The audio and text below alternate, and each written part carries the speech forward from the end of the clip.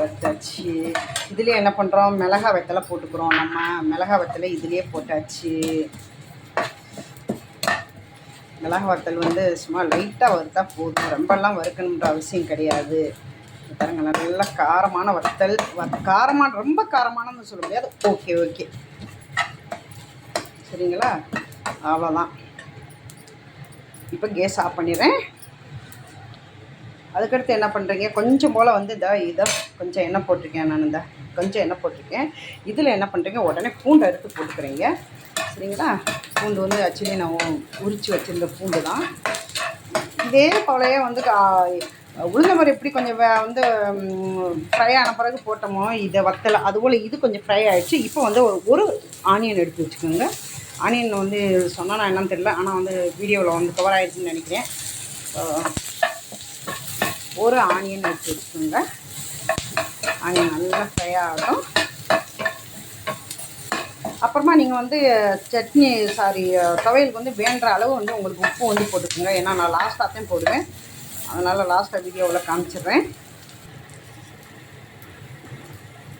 Onion வந்து fry ஆகிடுச்சு நல்லா.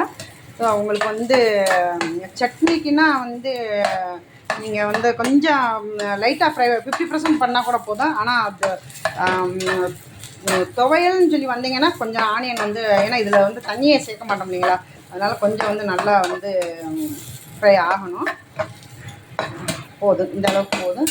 இப்போ எடுத்து கொட்டிடுறேன், இது மேலேயே கொட்டிடுறேன் நான். ஸோ ஆல்ரெடி எல்லாம் வந்து ஃப்ரை ஆனதுங்க. இப்போ ஒரு 5 பழம் போடுறேன். அதுக்காக வந்து 5 பழம் போடுறீங்களே, தக்காளி போடுறீங்களே வந்து இதான்னு கேட்டுறாதீங்க, சட்னியான்னு கேட்டுறாதீங்க. 5 போடுறேன். ஆனால் எனக்கு எவ்வளோ தேவையோ அவ்வளோ மட்டும் நான், ஏன்னா சில நேரம் வந்து சரியாக அரைக்காது இல்லைங்களா.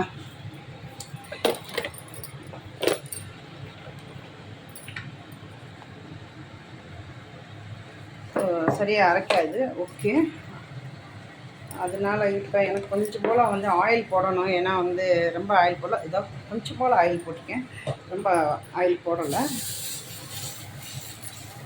இது நல்லா வதங்கிறோம். நீங்கள் எவ்வளோ அளவுக்கு வந்து வதக்குறீங்களோ நல்லா வதங்கிடும். இப்போ வந்து இதில் வந்து என்ன பண்ணுறேன்னா வந்து இந்த இந்த அந்த எல்ஜி பெருங்காயம் சேர்க்குறேன். இந்த பெருங்காயத்தை வந்து என்ன பண்ணுறேன்னா வந்து இந்த சூடான இந்த இதில் தான் சேர்ப்பேன், ஏன்னா எண்ணெயில் சேர்க்க மாட்டேன் நான்.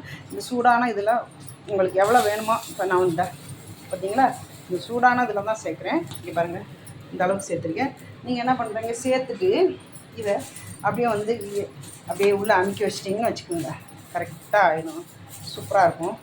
ஏன்னா சட்டியில் சேர்த்தோம்னா அந்த இடத்துல ஒட்டிக்கிறோம், அப்புறம் கருகும், அந்த வாடை வேறு மாதிரி டேஸ்ட்டு கொடுக்கும். அதனால இந்த சூடான இந்த இதுலேயே வந்து போட்டு வச்சுட்டேன். ஓகே, இப்போ தக்காளி வந்து இன்னும் கொஞ்சம் நேரத்தில் வதங்கிடும்.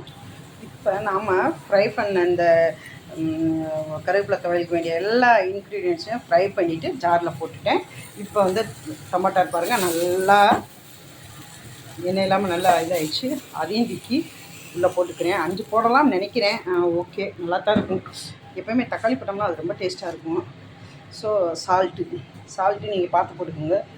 நான் கொஞ்சம் ஜாஸ்தி தான் போடுறாப்புல இருக்குது, சரி கொஞ்சம் கம்மி பண்ணியிருக்கேன், எனக்கு தெரியல. ஓகே, வச்சுக்கோண்ணா. இப்போ ஏதோ ஒரு நல்லா கிரைண்ட் பண்ணிக்குவோம். கிரைண்ட் பண்ணிவிட்டு ஸோ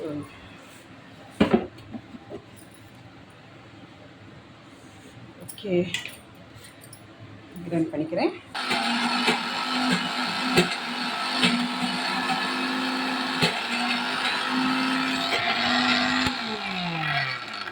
நாம் வந்து நல்லா கிரைண்ட் பண்ணியாச்சு.